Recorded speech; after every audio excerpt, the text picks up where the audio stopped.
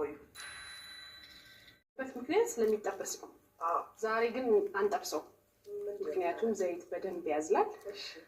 ዲፕ ፍራይ የሆነ ነገር ለልጆቻችን ጤና አይመከርም።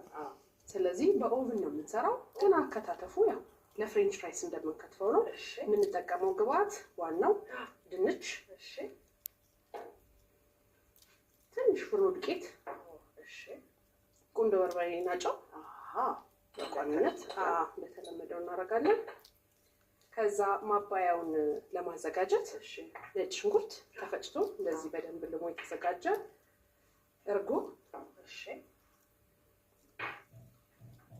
ማር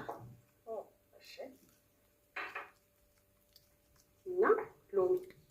ድንቹ ከመክተፍ እንጀምራለን። ያው ለፍሬንች ፍራይስ እንዴት እንደሚከተፍ አብረን እናያለን። እየተጋገዝን እንግዲህ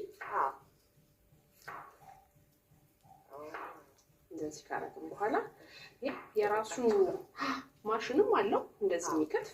ግን ለቤታችን በቀላሉ ባለው አማራጭ ቅርብ በምናገኘው የትኛውም ግብአት የትኛውም መጠቀሚያ የተጠቀመ ልጆቻችንን እንዲደሰቱ ማድረግ ነው ዋናው ዓላማ። በጣም ልክ ነው።